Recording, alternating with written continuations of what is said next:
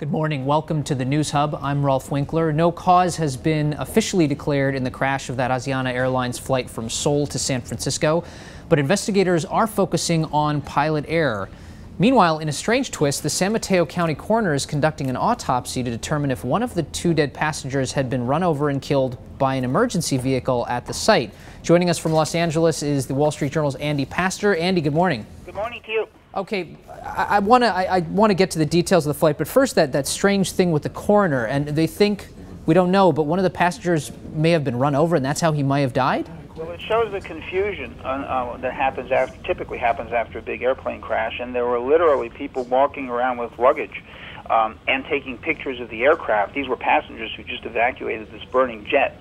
So it was quite a scene, and it appears that it's possible that one of the fatalities was in fact run over by an emergency vehicle. Okay, well, we'll get more analysis, we'll get more details of that later in the day. I want to move over to what we've learned about the crash since yesterday. So we do have some analysis of the cockpit voice recorder, some preliminary analysis. What does that show? Well, we do, and also the flight data recorder, and I think we should be careful and should start out by saying that this is preliminary and things could change and we could be surprised. But air safety experts are really calling this I would say, a bizarre case of pilot inattention. You had a big airline, respected with a good safety record, and a plane apparently at this point which had no mechanical or other kinds of problems, and an experienced crew that essentially failed to keep track of the speed of the aircraft as it was landing and got very slow, and then failed to react to that problem and crashed into the seawall and then smashed into the runway, and the plane broke apart.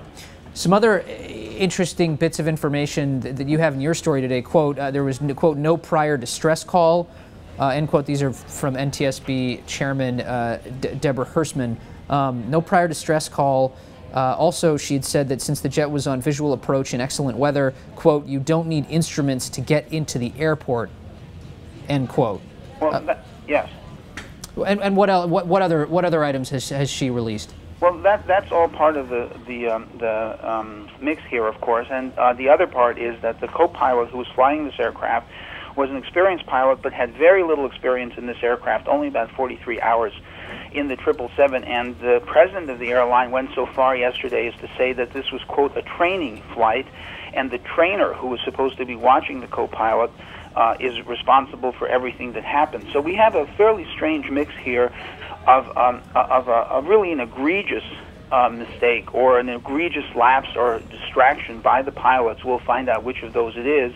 And they simply failed to do the basic thing of making sure that the plane didn't get too slow. It almost stalled, and they really didn't react in a dramatic way until only about a second and a half before impact, when the captain presumably called for a go-round to climb away from the airport, but by then it was too late. There's no way you can spool up the engines of a big jet and climb away at that slow speed and that low altitude from that position. Mm-hmm. You mentioned in your story, Andy, the pilot who'd been at the controls 43 hours in a 777, but is it possible that if they'd been adhering to industry standards, a lot of that would have been in a simulator as opposed to in an actual aircraft? Well, we are trying still to get to the bottom of that. Some safety experts say that that is the case. Asiana, in their latest statement, insists that all of that was in a revenue flight in an aircraft. But the point is, I think, that he had very little experience. It may have been met the minimum of international safety standards and training standards, but he really had very little experience in this aircraft. And once again, there were at least three pilots in the cockpit, and from what the NTSB released yesterday, none of them took any action until it was way too late to correct what was a basic airmanship issue of the plane simply getting too slow. Okay, Andy, you've covered a lot of these stories in the past. What are the pieces of information you're going to be looking for in the next couple days? Well, I think one of the most important pieces is what else was happening in the cockpit. Was there some distraction? Was there some system issue? Was there something that kept these pilots from focusing on what they should have been doing? Also, whether air traffic control did anything unusual. It doesn't appear that they did, but did they keep this plane up too high or unusually high, or was the descent in some way unusual? And lastly, to make sure that the systems on the plane actually were working, that there were no mechanical or computer or flight control issues that could have caused the crew to get into this horrible situation. Okay. Andy Pasztor, Wall Street Journal's Andy Pasztor in Los Angeles. Thanks so much for joining us. My pleasure.